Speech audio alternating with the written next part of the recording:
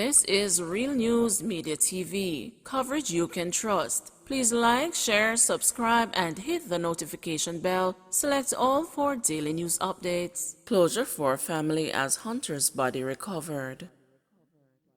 The body of 65-year-old Hunter Reynold Franklin was removed from a ravine in the hilly interior of the Rio Grande Valley, Portland, shortly before 10 a.m. on Thursday by a Jamaica Defense Force helicopter, which was called in to assist with the recovery effort. Franklin, who has hunted wild hogs for the better part of 40 years, went missing on the night of Saturday, September 25, after completing a successful day of hunting with one of his brothers and friends. Brittany Franklin, daughter of the deceased, said that the family was relieved to have closure and to be able to conduct a dignified burial for her father, who was a well-loved figure in Bellevue and Millbank. Ms. Franklin, who was somber, expressed gratitude to the police, army, firefighters, and others who assisted in the search effort in the hills, where they faced slippery pathways and footholds and rugged terrain. According to residents and relatives, Franklin had been determined to head home and not spend the night in the bushes, as it was getting rather cold and mosquitoes were everywhere. It was his faithful dog that kept barking, which led his colleagues to fear the worst. By daylight Sunday, Franklin's body, which was barely visible among the branches of trees, was spotted more than 3,000 feet below. After 4 days of trying to retrieve the corpse, a JDF helicopter, which reportedly aborted a recovery effort days before, was successful in airlifting the body to Folly Oval, where it was taken to the morgue. Soldier among black man's bodyguards, star witness claims. A soldier was reportedly among the alleged members of the Wandon gang who served as armed bodyguards for reputed leader Andre Blackman Bryan, a former crony, revealed during his testimony in the Home Circuit Court on Thursday. The ex-member and the prosecution's star witness appeared to have forgotten all about the alleged bodyguard, known only to him as Jermaine, but quickly picked him up while he was doing a doc identification of another alleged member of the gang using the video link technology via which he is also testifying. "Show me back the man in a long-sleeve white shirt," he hastily asked after he was shown a visual of the defendants in courtroom number 2. The witness, who had been detailing the roles and ranks of some of the alleged members, indicated that he had forgotten to tell the court about Jermaine.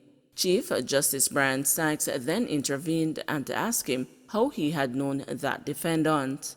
"Jermaine is a soldier. He used to be by my house protecting black man with a gun," the witness answered, explaining that it was the defendant who had told him, the witness, that he was a soldier. According to the witness, who was on the penultimate day of his 6-day-long evidence in chief, he had seen Jermaine at his house about 2 times when Blackman was there. When asked by the prosecutor what Blackman was doing at his house on the day that he had seen Jermaine with the gun, the witness said he was there chilling and hiding from the police. The self-confessed gangster, who claimed his main role was a driver and a banker for the criminal organization, also identified another defendant, Dylan McLean, as Blackman's bodyguard. He recalled that he had observed McLean always seen standing close to the reputed leader with a gun in his pants waist. The witness had previously identified defendant Tariq James as another bodyguard who he claimed he had also seen always standing close by the alleged gang leader with a gun. James, he said, had also lived with a black man for a while. Earlier in his testimony, the witness gave the court a breakdown of the different roles in the gang. He testified that these include dons, foot soldiers, lieutenants, and killers. The ex-gangster said a number of the alleged members were dons in their respective communities in Spanish Town, and that they were responsible for the residents there. They decide who to dead and who to live in those communities, he told the court, while listing Top Banks, Lauriston, Rivoli, Waterloo Lane, and the neighborhoods that were under a don's control. The foot soldiers, he said, were tasked with carrying out the murders and shootings, among other duties. Whatever black man tell them to do, they have to do. But those who kill more people had more respect, the witness testified. The court also heard that the gang also had top-tier members who were above the gangsters. The lone female defendant, Stephanie Christie, was described as a top-tier member as well as Blackman's brother Kevon Green. The witness said Green would carry out Blackman's orders, which included getting guns and bullets ready. Christie, however, was the gang's messenger who would deliver messages that Blackman did not want to deliver via phone, the witness said. She was also responsible for paying lawyer fees for gang members and communicating with the police when there was a problem. Defendant Fabian Johnson, who was identified by his aliases Crooks, was also named among top-tier members, as well as Andrew Fang, Sickhead, Cubby, and Huggist. Mackerel, Frazzle, and Taurus were listed as top-tier members who are now dead. In the meantime, the trial was adjourned early Thursday by the Chief Justice, who had previously informed the court that he had other judicial matters and a prior arrangement to which he needed to attend. The trial will resume on Monday.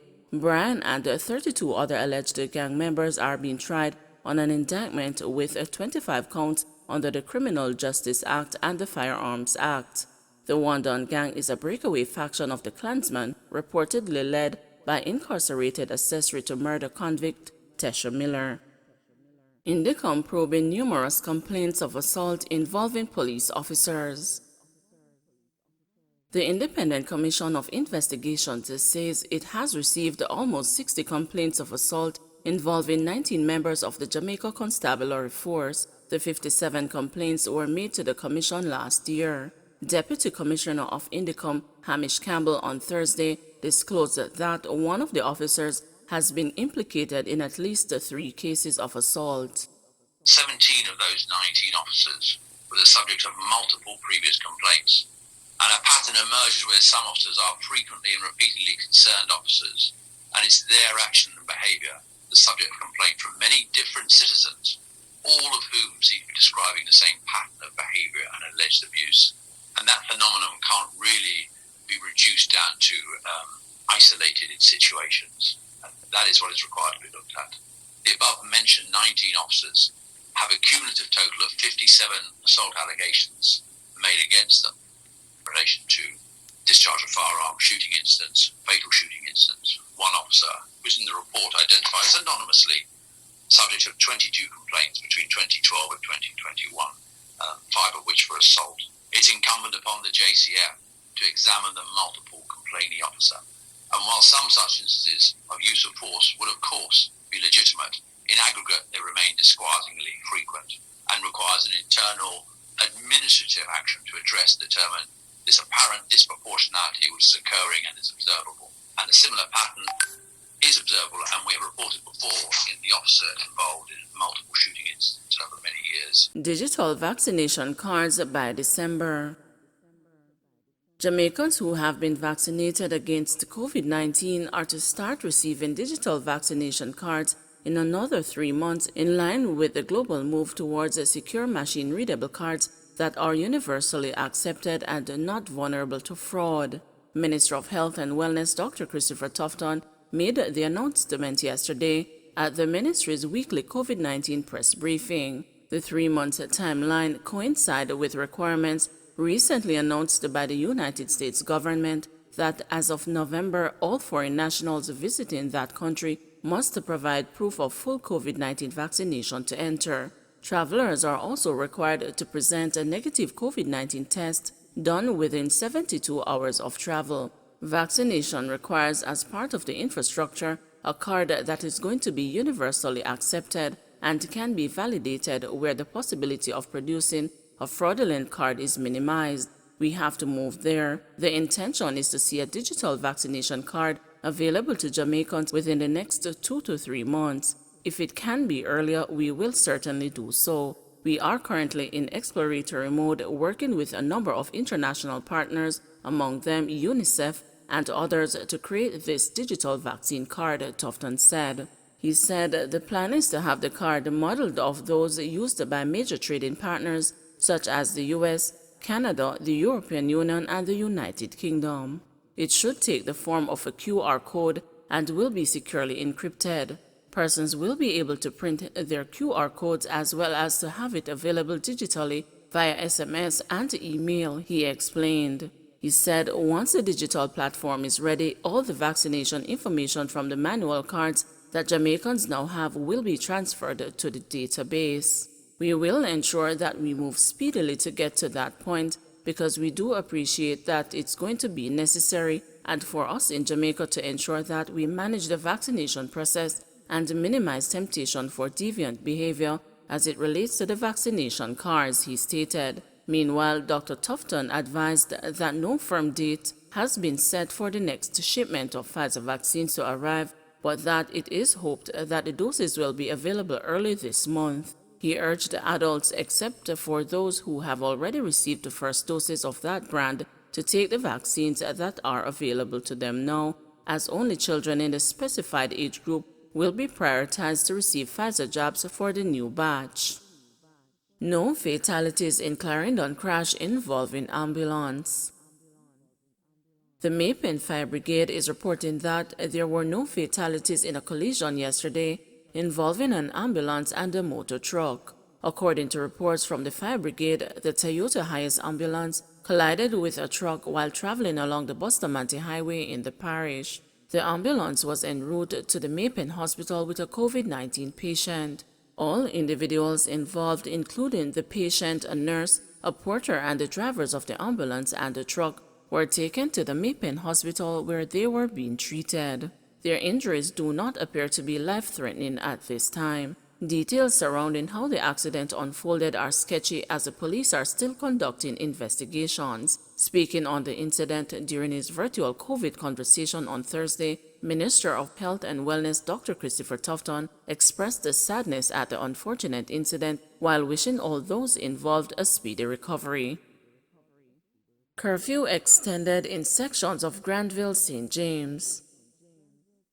A curfew that was imposed in sections of Granville St. James on Tuesday has been extended and will remain in effect until 7 p.m. on Saturday, October 2. The boundaries of the curfew are north along Gordon Crescent, approximately 180 meters from Granville Drive to Back Street, east continuing along Gordon Crescent, approximately 150 meters from Back Street to footpath vicinity, the playing field at Gut Bottom. South along the footpath vicinity, the playing field at Gut Bottom, approximately 170 meters from the eastern boundary to Granville Drive. West along Granville Drive, approximately 160 meters from the southern boundary to Gordon Crescent.